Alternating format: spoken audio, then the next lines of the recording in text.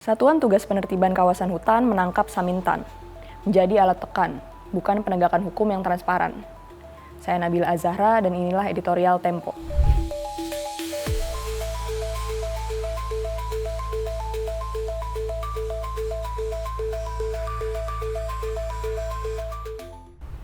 Kejaksaan Agung mendemonstrasikan kekuasaan alih-alih penegakan hukum ketika menangkap Samintan. Pengusaha batubara itu ditangkap sesaat setelah keluar dari ruang Satuan Tugas Penertiban Kawasan Hutan, bentukan pemerintahan Prabowo Subianto, yang juga melibatkan kejaksaan.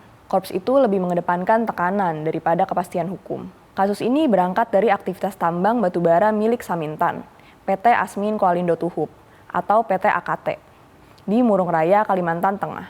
Perusahaan ini memiliki izin untuk area seluas 21.630 hektar yang dicabut pemerintah pada 2017. Namun, operasi tambang diduga tetap berjalan hingga 2025 secara tidak sah, menghasilkan bukaan ilegal sekitar 1.699 hektar. Fakta tersebut menunjukkan adanya celah pengawasan yang serius. Aktivitas tanpa izin yang berlangsung bertahun-tahun menunjukkan pembiaran yang membuka dugaan keterlibatan aparat pemerintahan, termasuk penegak hukum. Hingga kini kejaksaan belum menjerat pihak penyelenggara negara yang diduga memiliki peran dalam pengawasan sektor ini. Penanganan perkara ini pun belum menyentuh seluruh rantai tanggung jawab.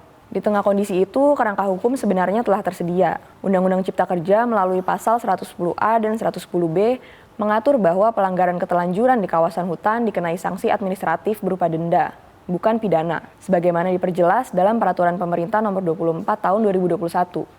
Serta Peraturan Menteri Energi dan Sumber Daya Mineral. Ketentuan tersebut diikuti formula denda yang jelas. Untuk tambang batu bara, tarif ditetapkan Rp354 juta per hektar. Dengan luas 1.699 hektar, total denda semestinya Rp601,4 miliar. Jauh di bawah Rp4,2 triliun yang ditetapkan Satgas PKH. Selisih ini menunjukkan pembebanan yang tidak proporsional. Di sisi lain, perusahaan telah menempuh jalur administratif. PT AKT mengajukan permohonan pembayaran bertahap hingga Februari 2027 dan bahkan mentransfer sekitar 7 juta sebagai pembayaran awal. Namun, proses tersebut justru berujung pada penangkapan. Di titik ini, peran Satgas PKH menjadi krusial. Sebagai entitas ekstrayudisial, Satgas PKH bergerak di luar mekanisme hukum yang lazim. Penindakannya cepat dan koersif, dengan orientasi pada pembayaran denda. Target, penertiban, dan penerimaan negara mendorong pendekatan yang bersifat fiskal. Hingga Januari 2026, Satgas PKH baru memproses 71 dari 683 perusahaan yang menjadi target. Dalam siaran pers terbaru yang dihadiri Presiden Prabowo Subianto pada 10 April 2026, Satgas PKH mengklaim telah menyelamatkan potensi penerimaan negara hingga Rp31,3 triliun.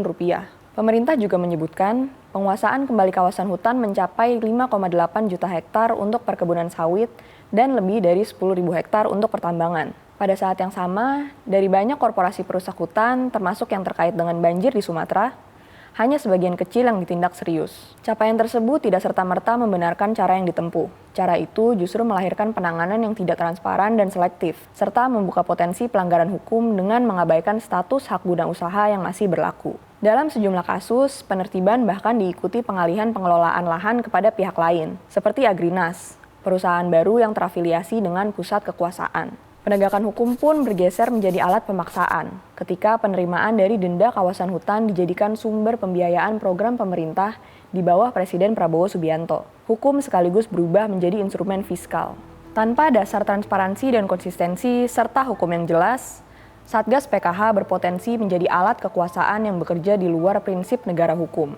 Simak editorial dan liputan selengkapnya hanya di tempo.co.